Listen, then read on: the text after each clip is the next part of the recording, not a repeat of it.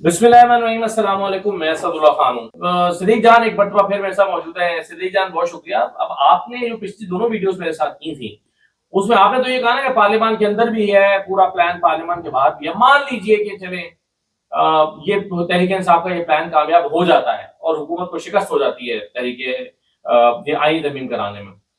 अगर ऐसा हो जाता है तो फिर शरीफ खानदान की, नवाज शरीफ की, शहबाज शरीफ, इनकी हिकमत अमली फिर क्या होगी? उसके बाद फिर क्या होगा? यानी मंजरनामा क्या है अगर 25 तारीख को जैसे मंसूर बैठे हुए, आईनी तरमीम नहीं हुई और कॉन्स्टिट्यूशन कोर्ट नहीं बनी, ये सब नहीं हो सका, फिर मंजरनामा क्या होगा नवंबर का? मुझे ये बताएं कि जब समंदर में जा रही हो कोई कश्ती और उसमें सुराख हो जाए तो कितनी देर उसको कश्ती के उस सुराख को हाथ से या किसी तरह से उसको रोका जा सकता है कि वो पानी अंदर ना आए उसमें? हाँ नहीं, ऑब्वियसली ये तो चंद लम्हे ज्यादा से ज्यादा। लेकिन ये भी तो है ना कि वो जिसने हाथ रखा हुआ है उसकी ताकत पे भी है ना, वो कितनी देर।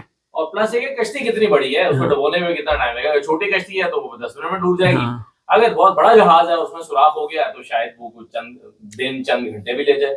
हाँ, ये जहाज बड़ा है तो टाइम थोड़ा सा लगेगा। लेकिन बात यह है कि अगर काजी फाइज ईसा साहब नहीं रहते तो ये हुकूमती कश्ती में सुराख तो हो जाएगा। और ये मैं नहीं कह रहा, ख्वाजा आसिफ साहब का बयान आपके सामने आसमा शाहिद साहब के प्रोग्राम में वो कहते हैं कि 25 अक्टूबर के बाद 8 फरवरी के इलेक्शन के ऑडिट का जो खतरा है और खदशा है वो बरकरार है। देखें असद भाई, आप this can be very better situation, वो उन्होंने वो इस तरह के अल्फाज भी इस्तेमाल किया कि ये बहुत बेटर हो जाएगा। बिल्कुल। देखें, अगर ये जीते होते ना, अवाम के वोट से बाकी जीते होते तो वो कहते कोई क्या ये क्या परेशानी वाली बात है, खोलें जो मर्जी हल्का खोलना है खोलें, जो मर्जी ऑडिट करना है करें, जो मर्जी ऑडिट करना है करें, कोई मसला ही नहीं है। लेकिन इनका आप अंदाजा लगाएं कि कितने मतलब किस हद तक सामने खुल के आ गए हुए हैं कि मान रहे हैं कि हाँ हम फॉर्म 47 पे जीते हुए हैं और हमें डर है कि मंसूर अली शाह जो है ना वो करवा लेगा, ऑडिट करवा लेगा। देखिए मैं आपको एक चीज बताऊं असद भाई, ये जब ये 8 जजेस का जो फैसला आया ना, इस फैसले में बहुत खौफनाक चीज़ें आनी थी जो कि हम बताते रहे हैं। हम बताते रहे हैं कि बहुत खौफनाक चीज़ें आ रही हैं और 8 फरवरी के इंतखाबात की बुनियादें हिल जाएंगी और ये हुकूमत अपने कदमों पे नहीं ठहर सकेगी। फिर ये भी था कि कुछ जजेस ने इजाफी नोट भी लिखे हुए थे और वो बहुत खौफनाक और ख़तरनाक थे। क्योंकि आपको एक बात याद होगी कि वैसे तो दर्जनों वाक़यात हुए थे जब मखसूस नशिस्तों का केस चल रहा था, लेकिन एक वाक़या आपको याद होगा, यानी 2-3 वाक़यात का जिक्र कर देता हूँ। एक आपको याद होगा कि अतर मिनल्ला साहब ने इलेक्शन कमीशन के वकील को कहा था कि 8 फरवरी के इंतखाबात से पहले आपके पास कितनी कंप्लेंट्स आई और उनको आपने कैसे एड्रेस किया। 8 फरवरी के दिन आपके पास कितनी कंप्लेंट्स आई, उनको आपने कैसे एड्रेस किया, और आफ्टर 8 फरवरी आपके पास कितनी कंप्लेंट्स आई, उनको आपने कैसे एड्रेस किया। ये सारा चीज़ें ना आप रिकॉर्ड पे हमारे सामने रखें। तो इलेक्शन कमीशन के वकील ने काजी साहब की तरफ देखते हुए, जैसे बच्चा नहीं कहता किसी से लड़ पड़े किसी बच्चे से तो वो कहे कि मैं अपने अब्बू को बुला लेता हूँ या बड़े भाई को बुला लेता हूँ, तो इलेक्शन कमीशन के वकील ने काजी साहब को देखा और देख के और कहा कि ये सर आप जरा सुने जज साहब क्या कह रहे हैं। कसम क्या कह रहे हैं? उन्होंने कहा वो कह रहे हैं वो आप सारा नहीं उसकी जरूरत नहीं, और काजी साहब ने उनको बचा लिया। अतर मिनल्ला साहब बार बार कहते रहे कि 8 फरवरी के इंतखाबात में ये हुआ ये हुआ ये हुआ। वो अतर मिनल्ला साहब जो आम से किसी केस में भी इतना दबंग चीजें लिख देते हैं, वो अतर मिनल्ला साहब जो है उन्होंने कोई चीज नहीं लिखी, नहीं उन्होंने लिखा हुआ था। लेकिन हसनात मलिक साहब कहते हैं कि वो उन्होंने इजाफी नोट फाड़ दिए, जारी नहीं किए। क्यों नहीं किए? उन्होंने इसलिए नहीं किए कि यार अगर हम अभी ये इजाफी नोट जारी करते हैं ना तो तलखी बढ़ ना जाए, मामला खराब ना हो जाए, और काजी साहब जो है ना वो हर आने वाले दिन के साथ लीथल होते चले जा रहे हैं, और अगर हमने ये कर दिया तो काजी साहब तो पता नहीं क्या कर देंगे। और खौफ है जजेस के अंदर ना एक, यानी कि ये काजी कुछ ऐसा कर देगा। मतलब आप ये अंदाजा लगाएं कि एक दिन शायद हसनात मलिक साहब ने ये बात की थी। आप जानते हैं हसनात मलिक साहब कितने मतलब वो सोबर शख्सियत के मालिक हैं, बड़ा वो एक मतलब वो उस तरह से नहीं बात करते, कई बार हम बहुत तल्ख बात कर जाते हैं, वैसी बात नहीं करते। उनका एक मुझे इंटरव्यू याद है किसी यूट्यूब चैनल पर उन्होंने दिया, उन्होंने कहा कि जजेस इतने खौफजदा हैं काजी से कि ये हमें दफे पढ़वा देगा। मतलब अंदाजा लगाएं कि हमें थप्पड़ पढ़वा देगा, क्योंकि काजी साहब ने पहले 2 इस्तीफे दिलवाए हैं, लिए हैं उन्होंने। एजाज अहसन साहब को और मज़ाली अकबर ने भी कहा, ये सारे जज डरे हुए हैं। इन्होंने हिकमत के तहत ये फैसला किया कि यार अभी हिकमत के साथ चलो, मत को ऐसा काम करो कि काजी बिल्कुल ही और कोई चीज कर दे। क्योंकि देखे ना, मौलाना साहब ने पीटीआई को ये बात समझाई कि यार इजी हो जाओ, ये खुल के ना बताओ कि मैं इनके साथ नहीं हूं। पीटीआई ने खुल के बता दिया कि मौलाना इनके साथ नहीं है। फिर क्या हुआ? उधर से उन्होंने सदारती ऑर्डिनेंस जारी करवाया जरदारी से। काजी साहब ने आधे घंटे के अंदर इंप्लीमेंट करके मुनीब साहब को बाहर किया امین الدین خان کو ایڈ کیا, 63A والا کیس لگایا, پھر بینچ تحلیل کیا, پھر بینچ میں نعیم افغان کو ایڈ کر کے اور 63A والا فیصلہ دے دیا 4 دن کے اندر اندر. تو ان ججز نے اس لیے کیا, دیکھیں یہ بات تو طے ہے, یہ ہو نہیں سکتا کہ یہ 8 ججز 25 کے بعد 8 فروری کے الیکشن کا معاملہ ٹیک اپ نہ کریں. اطہر من اللہ صاحب نے تو یہ کہا تھا کہ یہ کیس ٹیک اپ ہونا چاہیے. انہوں نے, آپ کو پتہ ہے, یہاں تک کہا تھا کہ 8 فروری کے انتخابات کے خلاف جو پیٹیشنز آئی ہیں وہ اس بینچ کے سامنے لگائیں, وہ ان 13 ججز کے سامنے لگائیں. اور اسد بھائی یہ میں آپ کو بتا دوں کہ 8 فروری کے انتخابات کی پیٹیشنز یہ جج لگائیں گے, اور اسی لیے خواجہ آصف یہ کہہ رہا ہے کہ یہ 25 کے بعد آڈٹ ہوگا اور یہ حکومت جو ہے اس کے لیے مشکلات ہوں گی. دیکھیں یہ جج جو ہے نا, مجھے ایک اور چیز بتائیں, فیوچر کے 4 چیف جسٹس تھے 8 فروری بینچ میں, منصور علی شاہ صاحب, منیب اختر صاحب, عائشہ ملک صاحبہ اور شاہد وحید صاحب. آپ نے فیوچر کے 4 چیف جسٹس اور 4 اور ان کے ساتھ جج تھے, 8 ججز کے اوپر آپ نے چلائی گولی.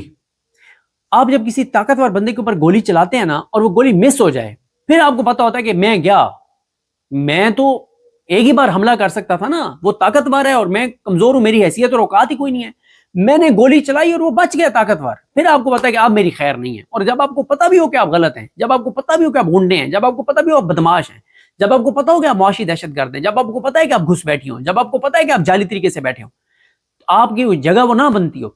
انہوں نے فائر کیا ان 8 ججز پر اور فیوچر کے 4 چیف جسٹس پہ, اور غلط کیا, زیادتی کی, ان کو بدنام کیا, ان کے خلاف کمپین چلوائی, ان کے اوپر اٹیک کروائے. انہوں نے ان کے خلاف سوشل میڈیا پہ کروڑوں روپے کی کمپین چلوائی, ان کی فیملیز تک کو ٹارگٹ کروایا. انہوں نے ان کو جوڈیشری سے نکالنے کا پلان کیا, انہوں نے آئینی ترمیم کے ذریعے ان کو عدالتوں سے فارغ کرنے کا پلان بنایا. انہوں نے منصور علی شاہ اور منیب اختر کو تو باہر کر دیا نا کہ ہم نے یا افریدی کو بنانا ہے یا امین الدین خان کو بنانا ہے. مطلب انہوں نے 2 ججوں کو تو فارغ کر دیا, صرف ان 2 کو نہیں فارغ کیا, باقیوں کو بھی فارغ کر دیا. انہوں نے پوری سپریم کورٹ ختم کر دی ان مجوزہ آئینی ترمیم میں. تو سر جب وہ بچ جائیں گے اس حملے سے, تو کیا وہ ایسا نہیں ہے کہ آپ کہیں کہ وہ جو ہے نا کوئی زیادتی کریں گے؟ نہیں. اب آپ مجھے ایک اور بات بتائیں, میں آپ کے اوپر کرواؤں جھوٹی FIR اور آپ کہیں کہ لوگوں کو کہیں کہ لوگوں میں تمہیں بتا رہا ہوں کہ اس صدیق جان کو میں عدالت میں شکست دوں گا, میں اسے جھوٹا ثابت کروں گا, اور میں لوگوں کو کہنے لگ جاؤں اسد اللہ خان صاحب نے نا جج مینج کیا ہوں, مجھے پتا ہے اسد اللہ خان نے نا میرے خلاف فیصلہ کروا دینا عدالت سے.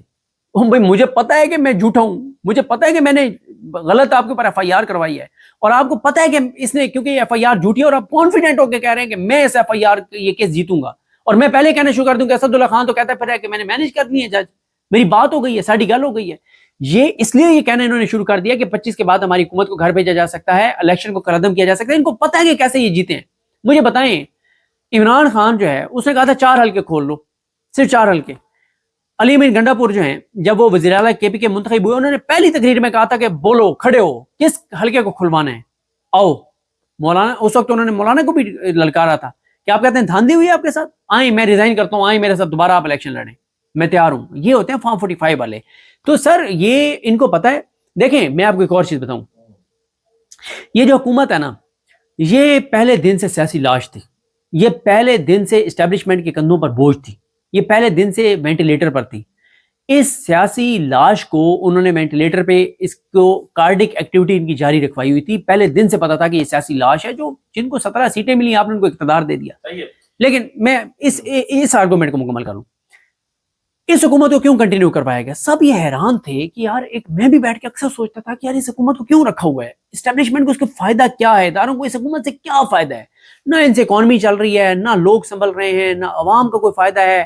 ہیلتھ کارڈ انہوں نے بند کر دیا ہے, پناہ گاہیں انہوں نے بند کر دی ہیں, لنگر خانے انہوں نے بند کر دیے ہیں, کسان انہوں نے تباہ برباد کر دیا, انڈسٹری انہوں نے بند کر دیا ہے, کروڑوں لوگ انہوں نے بے روزگار کر دیا ہیں, ریل اسٹیٹ ان کی وجہ سے رک گیا ہے, کنسٹرکشن ان کی وجہ سے رک گئی ہے, اوورسیز پاکستانیوں کے ان کی وجہ سے اعتماد ختم ہو گیا ہے, لوگوں کا اعتماد سسٹم سے اٹھ گیا ہے, لوگ برین ڈرین ہو رہا ہے, ہر دوسرا پاکستانی پاکستان چھوڑ کے جانا چاہتا ہے, ڈاکٹر چھوڑ کے چلے گئے ہیں, انجینئر چھوڑ کے جا رہے ہیں, مطلب تنخواہ دار طبقہ پریشان ہے, لوگ خودکشیاں کر رہے ہیں, بجلی کے بل مینج نہیں ہو رہے, حکومت اپنی ذات میں الجھی ہوئی ہے, عوام کے لیے کچھ کر نہیں رہی, دہشت گردی بڑھ گئی ہے, ڈالرز آ نہیں رہے, سرمایہ کاری آ نہیں رہی, ریمیٹنسز آ نہیں رہے, ہو تو کچھ بھی نہیں رہا. تو کیوں اس حکومت کو رکھا ہوا ہے؟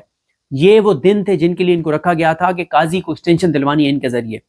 اگر یہ کام بھی ان سے نہ ہو سکا تو اس بوجھ کو کیوں وہ اٹھا کے پھریں گے؟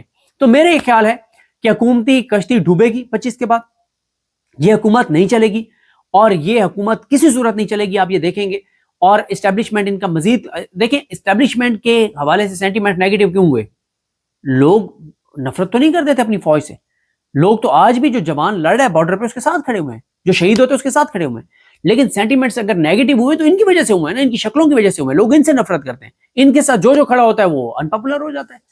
صحیح ہے، دیکھیں ایک تو خواجہ آصف کے بیان کی میں نے بھی خیر اپنے ویلوگ میں بھی بات کی تھی 2 دن پہلے کہ وہ تو بہت ہی احمقانہ بیان ہے کہ جی ہمیں ڈر ہے کہ الیکشن کا آڈٹ نہ ہو جائے۔ کہنا تو یہ چاہیے نا کہ بھائی آؤ آڈٹ کرو، ہمیں کوئی ڈر نہیں ہے، ہم تو جیتے ہوئے ہیں، جینوئن ہیں۔ لیکن وہ بندہ جو 50,000 ووٹوں سے رانا ڈار سے ہارا ہوا ہے، اس کو ڈر ہے، وہ دبکا بیٹھا ہے کہ کہیں آڈٹ نہ ہو جائے، اور اگر آڈٹ ہو گیا تو بڑی بٹر ایک سچویشن ہو جائے گی۔ تو میں حیران ہوں کہ بیان دیتے ہوئے بھی نہیں سوچتے، کہاں دماغ ان کا گھاس چرنے چلا جاتا ہے کہ دماغ کوئی بندہ بیان دیتے ہوئے بیان ہی دے دے، ہونا تو نہیں ہے نا یہ کہ آڈٹ ہو جائے گا، ان کے یہ ہونے تو نہیں دیں گے، یہ اپنی پوری کوشش کریں گے، لیکن یہ بیان تو دیں، دلیر تے بن کہ وہ یہ تو کہیں کہ کم از کم کہ نہیں جی نہیں، اگر ہو جائے اینکر نے اگر سوال کر بھی لیا تھا کہ کوئی خطرہ تو نہیں ہے آڈٹ کا، تو ان کو کہنا چاہیے تھا نہیں خطرہ کیا ہوتا ہے بھائی، کریں آڈٹ، ہمارے پاس ہر چیز جنرل ثبوت موجود ہے۔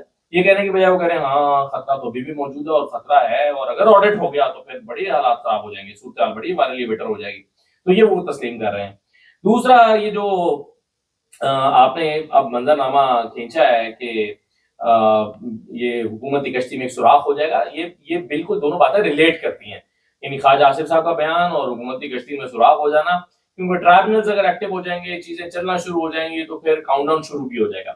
لیکن اب ایسے سینیریو میں نواز شریف کیا سوچ رہے ہیں؟ کیا وہ پھر اس سوراخ کو بند کرنے کی کوشش کریں گے یا وہ راہ فرار اختیار کرنے کی کوشش کریں گے؟ کیا ہوگا؟ دیکھیں میاں صاحب کو ماضی یہ بتاتا ہے کہ جب بھی کشتی میں سوراخ ہوا ہے تو میاں صاحب کبھی بھی لندن سے پہلے انہوں نے بریک نہیں لگائی، سرے محل سے پہلے انہوں نے بریک نہیں لگائی، ہمیشہ انہوں نے ڈیلیں کی ہیں۔ حکومتی کشتی میں سوراخ تو 25 اکتوبر کو ہو جائے گا اگر منصور علی شاہ صاحب بیٹھ گئے سیٹ کے اوپر، کیونکہ اس کی وجہ یہ ہے کہ پھر یہ چیزیں ایسے نہیں چل سکیں گی نا کہ عدلیہ کو آپ نے جس طرح سے 6 جیسے کے خط کے ساتھ آپ نے جو کچھ کیا ہے، آپ نے لارڈ جوڈیشری کے ساتھ جو کچھ کیا ہے۔ دیکھیں میاں صاحب کا آپ یاد کریں نا، میاں صاحب کب آئے تھے پاکستان؟ جب قاضی صاحب کرسی پر بیٹھ گئے تھے اور عمر تا بندیال صاحب چلے گئے تھے، تب میاں صاحب آئے تھے۔ میں یہ سمجھتا ہوں کہ جیسے ہی منصور علی شاہ صاحب بیٹھیں گے اور یہ یا ان کے بیٹھنے سے پہلے ہی میاں صاحب مجھے لگتا ہے پاکستان سے چلے جائیں گے، اور مجھے لگتا ہے لمبے عرصے کے لیے چلے جائیں گے۔ اب بالکل بڑا ویلڈ کوسچن تھا اور سوال ہوتا رہا کہ بھائی کیوں نہیں آ رہے، کیوں عمر تا بندیال کے جانے کا انتظار کر رہے ہیں، کیوں قاضی فائزہ کے آنے کا انتظار کر رہے ہیں، اور پھر ہوا بھی وہی، قاضی فائز عیسیٰ آئے اور میاں صاحب پہلے سے پاکستان پہنچ گئے۔ عمر تا بندیال سے اتنا خوف تھا کہ جب تک اپنا جج نہیں آئے گا، جب تک جو ہے وہ ہم پاکستان نہیں جائیں گے۔ بالکل، لیکن میاں صاحب کو پھر سمجھ بھی آئی نا، ایئرپورٹ پہ بایو میٹرک ہو جاتا ہے، عامر فاروق صاحب جس طرح سے اشتہاری فراری مفرور بگوڑا ہونے کے باوجود ان کی پٹیشن انٹرٹین کر لیتے ہیں ان کے سرنڈر کے بغیر، وہ سارا کچھ پھر ہوا، پھر جس طرح سے عمران خان کو سزائیں ہوں۔ اب میاں صاحب کو نا 3 خوف ہیں۔ پہلا خوف میاں صاحب کو یہ ہے، جو 3 خوف ہے نا میاں صاحب کے، پہلا میاں صاحب کا خوف یہ ہے کہ یار اگر یہ آ جاتے ہیں منصور علی شاہ صاحب، جو کہ آ جائیں گے جب، تو میاں صاحب کو پہلا خوف یہ ہے کہ عمران خان رہا نہ ہو جائے، عدلیہ پہ وہ کنٹرول نہیں رہے گا جس طرح سے آپ کنٹرول کر کے اور عمران خان کو اندر رکھا ہوا ہے۔ اور میاں صاحب کہتے ہیں کہ جس لمحے عمران خان باہر آئے گا نا، تو بس اس لمحے پتہ نہیں ادھر بنگلہ دیش جیسے حالات بن جائیں گے، عمران خان لوگوں کو لے کے سڑکوں پہ آ جائے گا اور پتہ نہیں ہمیں بھاگنے کی جگہ بھی ملے گی نہیں ملے گی۔ دوسرا میاں صاحب کو جو ہے نا وہ یہ ہے کہ بھائی بات یہ ہے کہ اگر اسٹیبلشمنٹ نے اپنا پرسیپشن ٹھیک کرنا ہے تو وہ کیا طریقہ ہو سکتا ہے؟ ایک سب سے آسان کہ وہ کہیں کہ جی یہ ہو گیا تھا، مطلب ایک یا وہ سارا کچھ قاضی پہ ڈال دیں۔ اسٹیبلشمنٹ ماضی میں یہی کرتی ہے، وہ سارا کچھ قاضی پہ ڈال دیں، بڑا گھٹیا آدمی تھا، بڑا غلط آدمی تھا، بڑا گندا آدمی تھا، یہ سب کچھ اس نے کیا تھا اور اس نے یہ الیکشن کروائے تھے، اس نے ان کو مسلط کیا تھا، اس نے بڑی زیادتی کی تھی، اس نے مینڈیٹ چوری کروایا تھا، اس نے یہ کیا تھا، اس نے یہ کیا تھا، ہم اس کے پیچھے نہیں ہیں، اور ہم اب یہ سمجھتے ہیں کہ عوامی مینڈیٹ والی حکومت آنی چاہیے اور جو بھی منصور علی شاہ فیصلہ کریں گے ہم اس کے ساتھ کھڑے ہوں گے، اور منصور علی شاہ صاحب ٹربیونلز کو ایکٹیو کریں اور 1 مہینے کے اندر اندر حکومت گر جائے اور پی ٹی آئی کی گورنمنٹ آ جائے، ٹھیک ہے۔ تو میاں صاحب کو پھر یہ ہے کہ بھائی حسینہ واجد کو تو اگلوں نے جہاز دے دیا تھا، مجھے تو بھاگنے کی جگہ بھی کوئی نہیں ملے گی، اور اگر یہ تاثر اداروں نے دے دیا کہ ہم تو ان کے ساتھ نہیں تھے، یہ تو قاضی ان کو چلا رہا تھا اور قاضی کے ذریعے آئے تھے، جو کہ بات درست نہیں ہوگی، لیکن انہوں نے کسی ایک کو قربانی کا بکرا بنانا ہے اور وہ قاضی صاحب پہ سارا کچھ ڈال کے اور اچھے بن جاتے ہیں کہ ہم تو نہیں تھے، یہ تو قاضی کر رہا تھا سارا کچھ، تو میاں صاحب کو تو پھر بھاگنے کی انہوں نے جگہ بھی نہیں دینی، پھر تو وہ چاہیں گے کہ میاں صاحب گرفتار ہوں، اور میاں صاحب گرفتار ہوں اور ان کی گڈی اوپر چلی جائے، یار واقعی یہ تو پاکستانی لوگ گو کے اتنے سادہ نہیں رہے، لیکن ایک تھوڑا سا ہے کہ وہ اتنے ایک سادہ ہیں کہ وہ مان لیں گے۔ آپ یاد ہوگا کہ نومبر 2022 میں جب عمران خان نے لانگ مارچ کی کال دی ہوئی تھی کہ میں لانگ مارچ کروں گا، تو نواز شریف صاحب نے مریم نواز کو 2 مہینے کے لیے لندن بلا لیا تھا. ان کو ڈر تھا کہ کہیں ایسا نہ ہو کہ کچھ اس نوعیت کا لانگ مارچ ہو کہ جس سے فسادات پھوٹ پڑے، کیونکہ ان کے پاس خبریں تھی کہ شاید لوگ جو ہیں وہ رائونڈ پہ جاتی عمرہ پہ بھی جا سکتے ہیں اور وہاں کا بھی گھیراؤ ہو سکتا ہے. تو انہوں نے کوئی رسک نہیں لیا اور مریم نواز کو بلا لیا. جب تک کمان تبدیل نہیں ہو گئی، نئے آرمی چیف آ نہیں گئے، حالات سیٹل ڈاؤن ہو نہیں گئے، عمران خان کا لانگ مارچ کسی نتیجے پر پہنچ نہیں گیا، کسی نقطے پر پہنچ نہیں گیا، آگے کے معاملات ٹھیک ہو نہیں گئے، تب تک مریم نواز نے واپس پاکستان کا رخ نہیں کیا لمبے عرصے کے لیے. اس ایسے حالات میں وہ جا کے بیٹھ گئی تھیں کہ جب اس وقت بڑی ضرورت تھی لیڈرشپ کی چلانے کی یہاں پر، کیونکہ ان کو پریزیڈنٹ یا سینئر نائب صدر بھی بنا دیا گیا تھا مریم نواز کو. اور دوسری مثال اس کی یہ ہے کہ ابھی جب یہ احتجاج ہو رہا تھا 4 اکتوبر کو، تو اس وقت بھی یہ سارے اپنا مسند چھوڑ کے اور ایوان صدر چھوڑ کے اور ایوان وزیر اعظم چھوڑ کے یہ لاہور جا کے بیٹھ گئے تھے کہ کہیں ایسا نہ ہو کہ بنگلہ دیش کی طرح کی کوئی صورتحال ہو اور لوگ گھروں میں گھس جائیں. اور اس خوف سے یہ جا کے جو ہے وہ اب وہاں پر بیٹھ گئے تھے. اور جب سب کچھ ناکام ہو گیا یا کسی انجام کو پہنچ گیا تو پھر ڈلیئر ہو کے آ گئے کہ نہیں چھوڑیں گے، نہیں کریں گے. تو یہ ایک پیٹرن تو ہے ان کا. یہ آپ ٹھیک کہہ رہے ہیں کہ جب ان کو لگے گا کہ حالات ہمارے سازگار نہیں رہے تو ٹائم پر بھاگنا جو ہے وہ ان کی خوبی تو ہے. یہ ماضی نے ثابت کیا کہ ٹائم پہ نکل جاؤ. وہ کون تھے؟ غوث علی شاہ صاحب تھے جنہوں نے میاں صاحب کو جب بھاگتے ہوئے دیکھا کہ وہ جدہ فرار ہو رہے ہیں، ایک ہی جگہ پر دونوں قید تھے، تو میاں صاحب سے پوچھا کہ کہاں جا رہے ہیں؟ میاں صاحب نے کہا کوئی نہیں، تو فکر نہ کرو، میں صبح تک واپس آ جاؤں گا. اور انہوں نے ان کو بھی نہیں بتایا کہ میری فلائٹ ہے آج اور مجھے جو ہے وہ جدہ بھیجا جا رہا ہے، میں نے ایگریمنٹ کر لیا، میں نے ڈیل کر لی ہے. تو یہ ہے شریف خاندان کی تاریخ اور یہ بڑی تلخ تاریخ ہے. چلیے بہت شکریہ صدیق جان آپ کا، آپ نے اس صورتحال پر تفصیل سے اپنے خیالات کا اظہار کیا. اجازت دیجیے، اللہ حافظ.